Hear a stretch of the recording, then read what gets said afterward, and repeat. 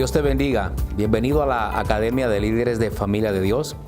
Quiero darte gracias por tomarte tu valioso tiempo para capacitarte y convertirte en un discípulo preparado para proyectar el reino de Dios en nuestra ciudad. El día de hoy daremos inicio con una lección que es fundamental para nosotros en todo lo relacionado a este proceso de formación.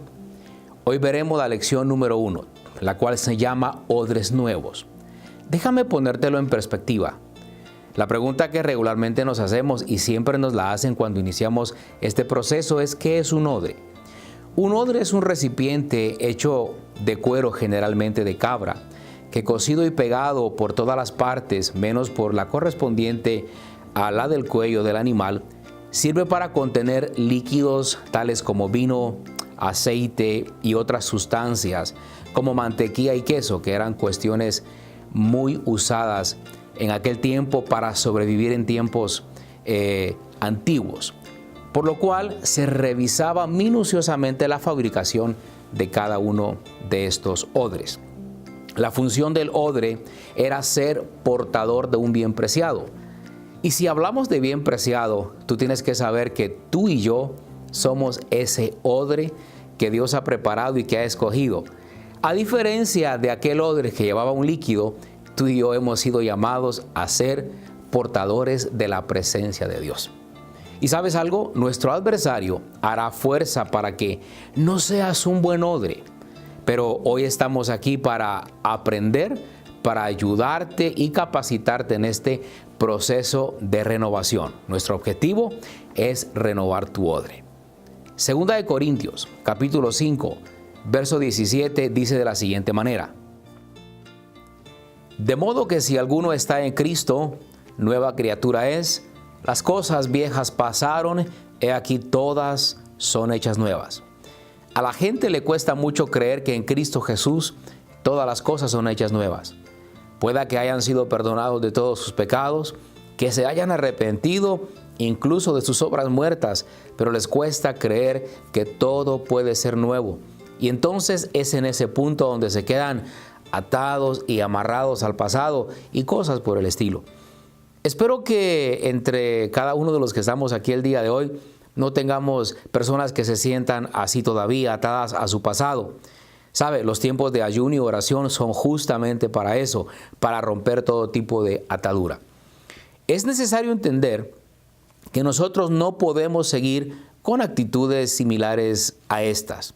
No podemos nosotros seguir pensando o teniendo ideas tales como, es que cuando yo era niño me hicieron esto, es que mis padres, es que pastor, usted no sabe el lugar donde yo nací, es que pastor, usted no sabe cuál es mi apellido.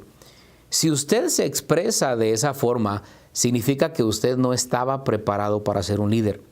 Digo, no estaba refiriéndome a un término pasado, porque si usted está hoy aquí, significa que usted ha dado un gran paso en pro de su futuro para convertirse en un discípulo ejemplar y capacitado. Primero, tenemos que entender que usted está aquí listo para comenzar y ese es un acto loable que yo quiero felicitarlo por haber tomado esa decisión. Así que comencemos y entremos en materia. El líder que demuestra que su pasado quedó atrás y que no se va a estar justificando en esas cosas antiguas para seguir en el presente con un estilo de vida que no genera ningún tipo de cambio, ese es el líder que podemos decir nosotros que tiene proyección a futuro. Nosotros no debemos de dejar que las cosas de ayer nos estén afectando el día de hoy. Por el pasado no hay nada que usted pueda hacer. Ya no se puede regresar atrás, no hay mucho que se pueda hacer por lo que sucedió ayer, pero podemos hacer mucho por el futuro. ¿Qué es liderazgo? Liderazgo es carácter, es entender que somos nuevas criaturas en Cristo Jesús. Ahí donde usted está, quiero pedirle que por favor repita conmigo, repita después de mí, pero por favor hágalo. Diga conmigo, soy nueva criatura en Cristo Jesús. Las cosas viejas pasaron, ahora todas son hechas nuevas. Así que, por favor, deje de estar escudándose en su pasado, en las cuestiones que le pasaron a sus familiares, a sus abuelos, a sus ancestros. Deje de dar excusas. Hay muchas cosas que se estudian acerca de las maldiciones, acerca de los antepasados, y sí, son ciertas, pero la gente regularmente las ha aprendido para salir o seguir, mejor dicho, amarrado a su antigua manera de vivir. Entonces vienen y regularmente dicen, es que la maldición de mis abuelos, de mis tatarabuelos, es que lo que pasó con mis ancestros. ¿Sabe? Lo que me denota a mí es que la persona llegó a conocer lo relacionado a ese tipo de maldiciones, pero no para salir de ellas, sino para quedarse atadas. En Jesús las cosas ya no pueden ser así. Hoy primero hablaremos acerca de los discípulos de Jesús, Marcos 2:18. Al ver que los discípulos de Juan y de los fariseos ayunaban, algunos se acercaron a Jesús y le preguntaron, ¿cómo es que los discípulos de los fariseos ayunan, pero los tuyos no ayunan? Aquí vamos a encontrar tres tipos de discípulos. Número 1, los discípulos de Juan. Número 2, los discípulos de los fariseos. Y número 3, los discípulos de Jesús. Pregunto, ¿es malo el ayuno? Claro que no. Sin embargo, estaban discutiendo por una cosa que es buena, pero ellos la habían vuelto una ley. Aquí todo el mundo ayuna, decían ellos. Entonces vienen a Jesús y le preguntan, mira, tus discípulos no ayunan, los de Juan y de los fariseos sí ayunan, ¿por qué los tuyos no? Ahora, pongan atención a lo que les voy a decir. En este escenario, reitero, habían discípulos de Juan, de los fariseos y discípulos de Jesús.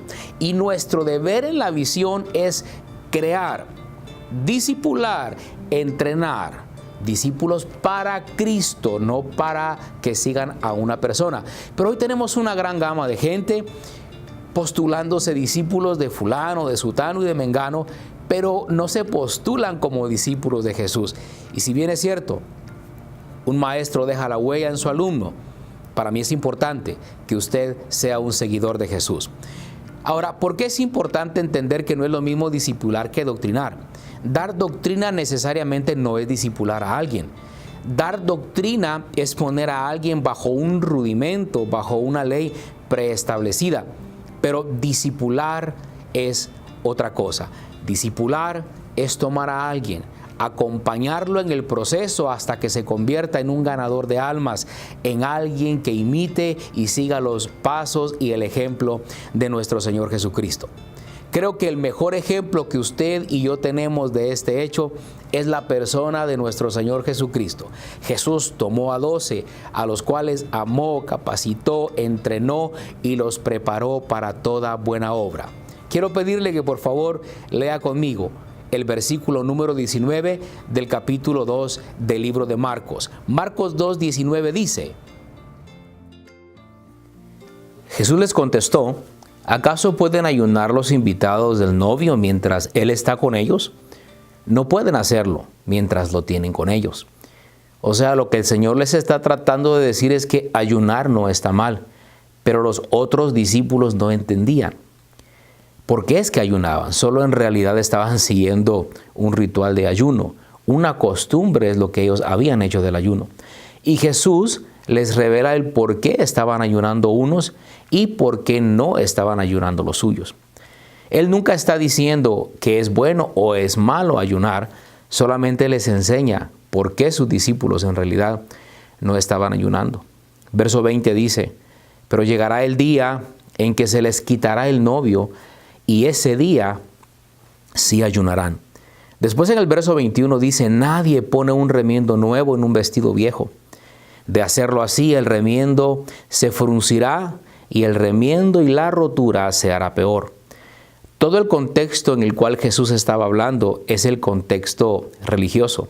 Es el contexto de la religiosidad. Es decir, se hacen de cosas buenas asuntos religiosos inadecuados.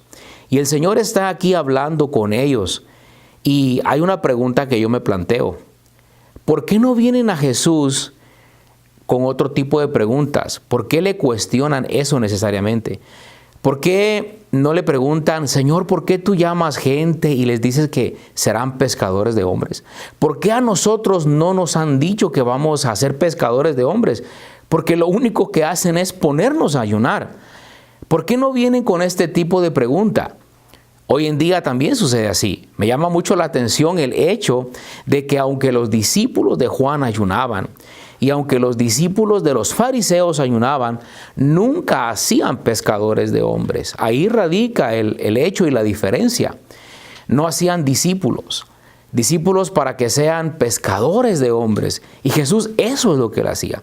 Él estaba haciendo discípulos. Él estaba creando hombres comprometidos para convertirse en pescadores de hombres en un día futuro. Analicemos el concepto de lo que es doctrina. Doctrina es solo enseñanza. Doctrina es un conjunto de enseñanzas ordenadas bajo un tema. Veamos Marcos 1, 21 al 27. La palabra del Señor dice: entraron en Capernaum y tan pronto como llegó el día sábado, Jesús fue a la sinagoga y se puso a enseñar. La gente se asombraba de su enseñanza porque la impartía como quien tiene autoridad y no como los maestros de la ley. De repente, dice el verso 23, en la sinagoga un hombre que estaba poseído por un espíritu maligno gritó: ¿por qué te entrometes, Jesús de Nazaret? ¿Has venido a destruirnos? Yo sé quién eres tú, el Santo de Dios. Cállate, le respondió Jesús, sal de ese hombre. Entonces, dice la Biblia, el espíritu maligno sacudió al hombre violentamente y salió de él dando un alarido. Todos se quedaron tan asustados que se preguntaban unos a otros: ¿qué es esto? Una enseñanza nueva. Pues lo hace con autoridad, les da órdenes incluso a espíritus malignos y le obedecen.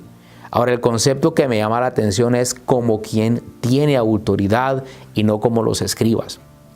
Usted sabe cuando una persona en realidad tiene solo letra. Y nosotros podemos oír a este tipo de personas o este tipo de enseñanzas. Hay gente que sabe muy bien, sabe dónde quedan las escrituras, saben en dónde están ubicadas, pero no enseñan con autoridad. Es un maestro, pero no como los maestros que la palabra del Señor nos enseña, sino como un maestro del mundo, solo que enseña Biblia. Es decir, es un orador únicamente. Hay dos tipos de personas que van a enseñar y a predicar, y usted va a poder identificarlos fácilmente. Y mi objetivo es poder decírselo, poder enseñarle para que usted sepa de cuál grupo usted va a ser. Hay gente que sabe la palabra, enseña la palabra como que si hubieran estudiado finanzas, contabilidad, geografía. Claro, usted lo puede enseñar. Si usted hay tantos libros que puede leer para que usted pueda aprender a hablar. Pero la palabra de Dios no puede enseñarse bajo una perspectiva de únicamente repetir. También hay otro tipo de gente que enseña como el que conoce al que inspiró esa palabra. Y usted puede darse cuenta que la persona está hablando porque conoce al espíritu que inspiró esa palabra. Usted puede conocer la escritura y la escritura procede de Dios, pero usted va a conocer más al Dios que inspiró la escritura cuando usted tenga intimidad con el Dios que inspiró la palabra que usted y yo profesamos cada día. Para eso se hizo la oración y el ayuno, para tener intimidad con el Señor. Entonces, la autoridad que lo respalda a uno para echar fuera a un demonio es parte de la sana doctrina. Pero hay mucha gente que cuando usted está predicando o alabando a Dios, si se aparece un endemoniado y usted lo echa fuera, dicen que usted no tiene una doctrina. Lo mismo le hubiera sucedido a Jesucristo. Jesús entró a la sinagoga y en la sinagoga había un endemoniado y lo juzgaban. La pregunta es, ¿por qué lo juzgaban por el mover que el Espíritu de Dios hacía a través de él? Si ahí tuvieron al endemoniado tanto tiempo, pero ellos no lo habían podido echar fuera, ¿por qué no regocijarse que él ahora estaba libre? Hay gente que cuando lo ve a usted con este tipo de manifestaciones dicen que es demoníaco. Hoy ya hablamos de los discípulos de Jesús. Segundo, ya vimos otros aspectos que considero que son de suma importancia, como la razón por la que unos ayunaban y otros no. Pero me interesa que podamos nosotros ver el día de hoy lo importante que es la transición que nosotros necesitamos vivir para convertirnos en ganadores de almas. Debes saber que siempre que te levantes a hacer algo nuevo, vas a tener oposición. De esto te quiero hablar inmediatamente, de que Jesús venía haciendo cosas nuevas. ¿Cuál era el objetivo de preguntarle a Jesús, ¿por qué tus discípulos no ayunan y nosotros sí? Porque en esa pregunta hay una acusación escondida. Preguntar otra cosa era reconocer que Jesús estaba haciendo las cosas correctas y mejor de lo que ellos las estaban haciendo. La pregunta fue, ¿por qué nosotros sí ayunamos y los tuyos no? Esa pregunta lleva una acusación de que Jesús estaba haciendo algo malo con sus discípulos. ¿Por qué no le preguntaron, Señor, ¿por qué a ustedes sí se les sujetan los demonios y a nosotros no? Yo creo que hubiera sido una pregunta muy buena, pero no la elaboraron. La pregunta estaba orientada a, antes que nos digas que nosotros estamos mal, te vamos a decir que tú estás mal. Este tipo de personas que hablan así son odres viejos, no eran odres nuevos. ¿Sabes? Jesús no escogió odres ni de Juan ni de los fariseos.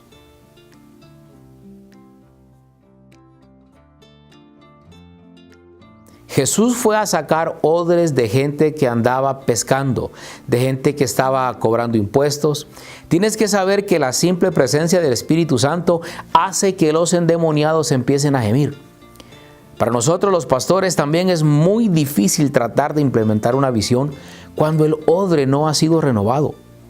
Solo puedo funcionar con la visión con odres que quieren ser renovados. Yo mismo he sido el primero que he tenido que ser renovado. Yo hubiera podido decir, no, así lo hago, así se ha hecho siempre. La iglesia del antaño ha funcionado de igual manera, pero yo soy el primero que tuve que ser renovado. Yo tuve la misma oposición o la misma opción, si quieres, de la que tienes tú hoy, de decir no. Más bien me humillé delante del Señor y le dije, aquí estoy, renuévame, hazme un odre nuevo, renueva en mí la visión. Y lo mismo que Él hizo en mí es lo que estoy compartiendo contigo. Déjame darte un ejemplo. El vestido viejo es la ley y no se puede parchar con la gracia. Hay que quitarse el vestido de la ley y ponerse el de la gracia. El Señor no quiere poner en tu vida algo más o menos bueno. Él no quiere hacer algo a medias en ti. Él no hace algo a medias por aquí, algo a medias por allá. Él no funciona de esa manera. En tu vida, Él no quiere hacer reparaciones mínimas, un remiendo por acá, un remiendo en tu matrimonio, en tus finanzas. Él no quiere hacer un remiendo pequeño en tu vida. Él te quiere hacer nuevo. Pon mucha atención a esto. Tu grupo de amistad no es para que gente de otras iglesias lleguen. O vas a tener un resto de odres viejos que te va a costar sacarlos adelante. Es al mundo a donde tenemos que ir. A ganar al perdido, al que está en problemas de droga, al que está en problemas de lesbianismo, de homosexualismo. A esas personas son a las que debemos alcanzar porque tienen un valor incalculable tal como tú y yo lo tenemos. ¿Sabes? Ellos aprendieron algo diferente de su maestro. Incluso los discípulos de Jesús recogían espigas en el día de reposo. Ellos hacían cosas que los otros discípulos no hacían. Porque ellos eran odres nuevos. Porque Jesús se los estaba enseñando así. ¿Te imaginas a Jesús recogiendo odres viejos y ponerse a explicarles? Miren, odres, hoy vamos a ver la doctrina de recoger espigas en el día de reposo. Es decir, les iba a enseñar a guardar cosas que ellos no las iban a hacer porque su religiosidad no se los iba a permitir. La gran pregunta es, ¿cómo se renueva un odre? Marcos capítulo 2, verso 22 dice, ni echa nadie vino nuevo en odres viejos. De hacerlo así, el vino ha de hacer que se revienten los odres y se arruinará tanto el vino como los odres. Más bien, el vino nuevo se echa en odres nuevos. ¿Cómo hacían los odres? Se agarraba un cabrito y se tomaba el cuerpo del cabro, como te expliqué al principio. El objetivo era que aquel recipiente estuviera tan preparado, Pero el problema es que a través de las grandes travesías en el desierto, aquel cuero se ponía tieso, si lo quieres ver de esa manera. Entonces, lo que tenían que hacer era que lo tenían que renovar. Es decir, nunca agarraban al odre y decían, ya no sirve, vamos a matar un nuevo animal para hacer un nuevo odre. No, lo que hacían era que renovaban ese viejo odre. Imagínense cuando había que cambiar el vino. Tenían que matar un nuevo cabro si es que tenían que cambiar de odre. Es decir, salía más caro el odre que el vino. Tenían que estar renovando continuamente el odre. ¿Sabes cómo lo hacían? Con el agua y con el aceite. Con la palabra y con la unción del Espíritu Santo, quiero que sepas que nuestros odres se renuevan constantemente. ¿Acaso no dice la Escritura que nosotros somos transformados de gloria en gloria como por su Espíritu? ¿Acaso no dice la palabra que nosotros somos transformados y limpios por la palabra? De tal manera que tú no puedes perderte y menospreciar una sola noche de la Academia de Liderazgo. No puedes perderte un solo servicio del día domingo para estar bajo la unción del Espíritu Santo, porque allí es donde tú eres renovado para dar el próximo paso al que el Señor te quiere llevar. La Biblia dice que en Pentecostés el Señor llenó a su pueblo y los envió a hacer milagros y a sanar a los oprimidos por el diablo.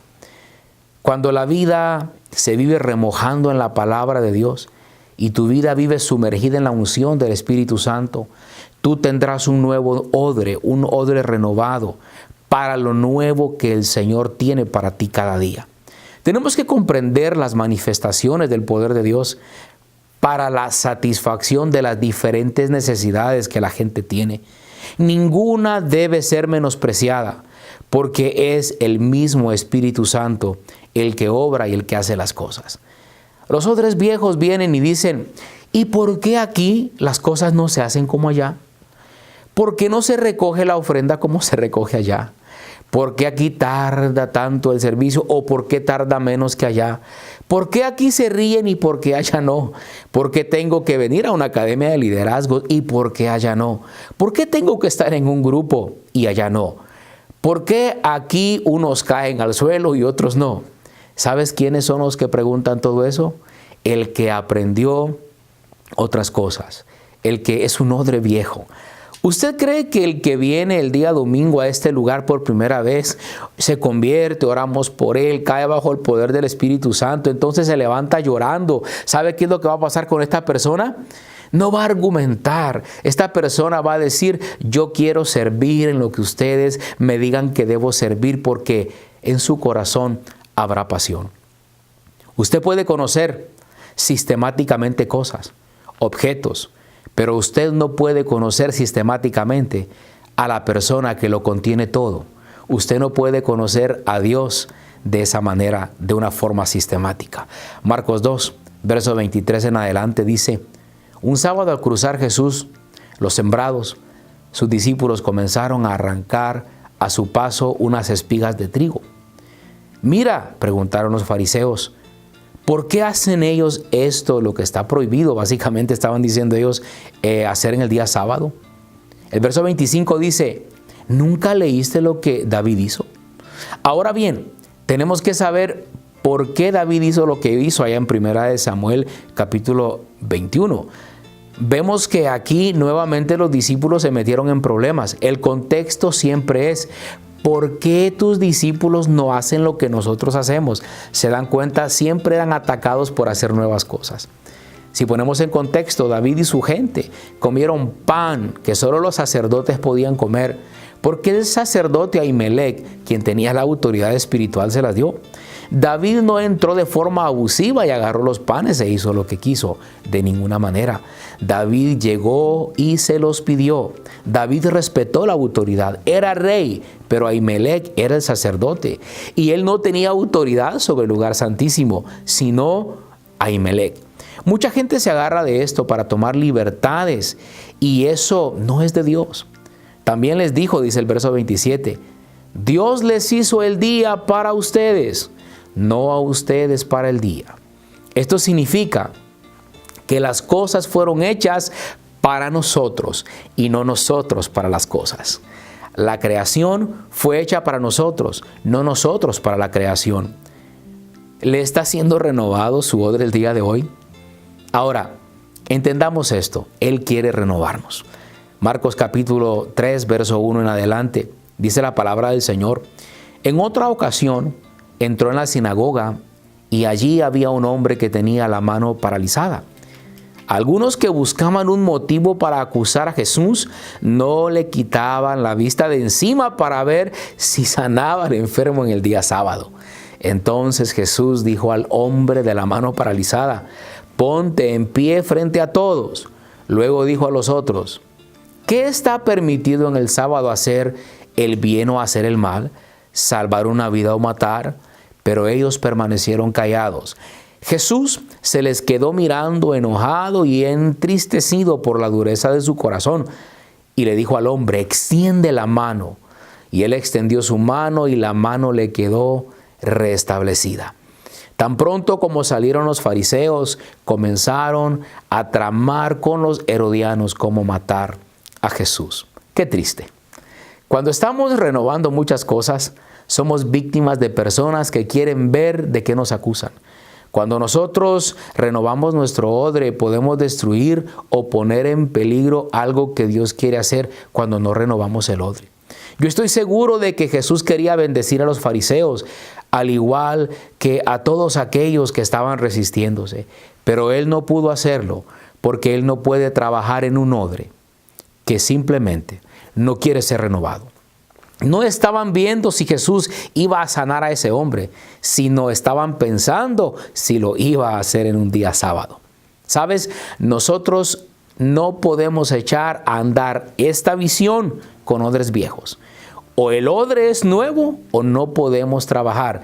Deben ser odres nuevos aquellos que nosotros vamos a utilizar para lanzar el proyecto y la visión que como iglesia tenemos. Respetaremos a los odres que no quieran dejarse renovar, pero con odres renovables, con un corazón enseñable, es que queremos trabajar. Y usted es parte de ellos porque usted está aquí con nosotros. Jesús no pudo echar a andar la visión con gente que en lugar de querer colaborar con Él y con su visión, andaban viendo cómo lo destruían. No estamos peleando contra nadie, pero con odres nuevos es que nosotros queremos trabajar. Marcos 3:7 dice de la siguiente manera: Jesús se retiró al lago con sus discípulos y mucha gente de Galilea lo siguió.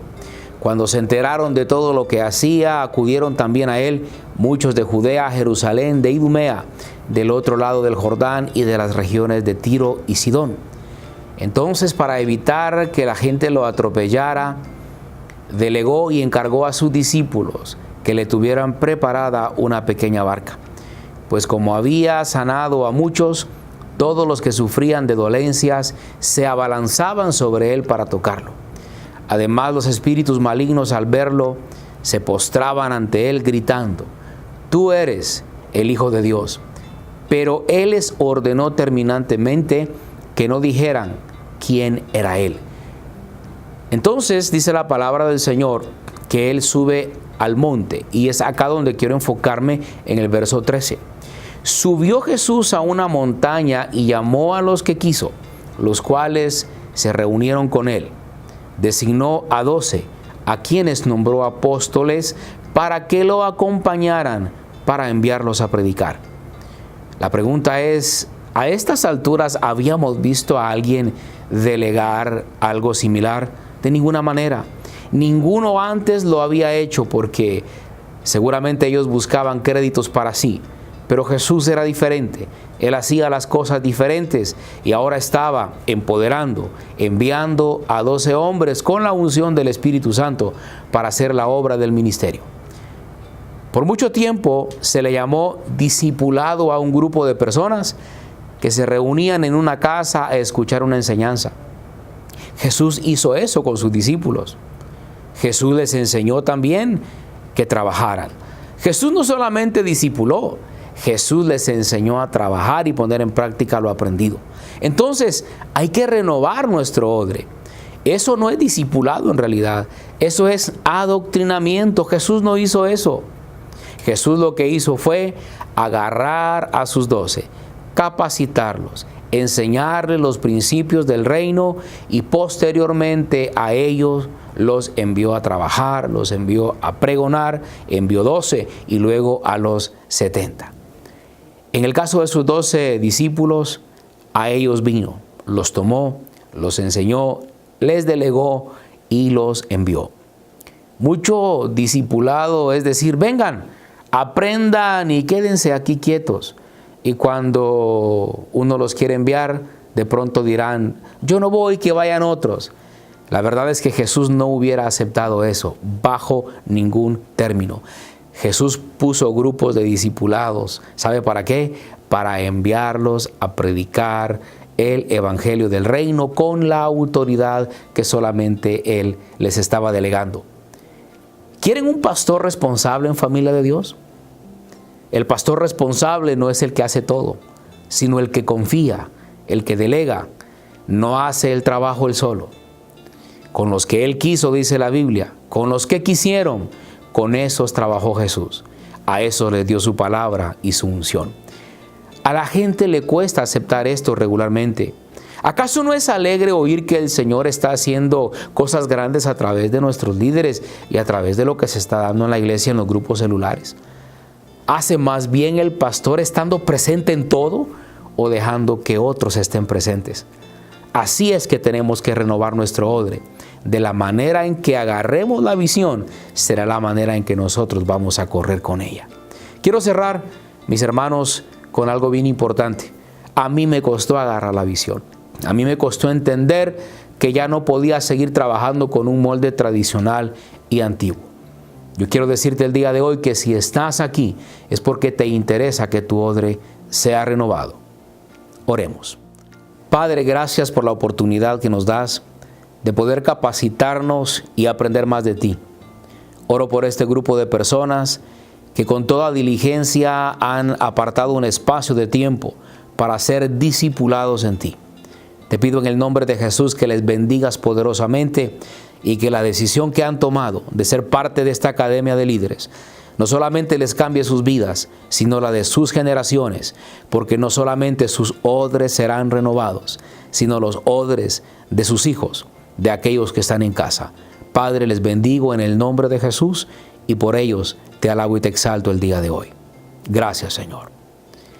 Gracias por haber estado con nosotros en nuestra primera sesión de Odres Nuevos. Por lo tanto, espero verte en la próxima sesión, donde continuaremos expandiéndonos de cosas muy interesantes que Dios va a hacer a través de tu vida y de la mía. Que Dios te bendiga.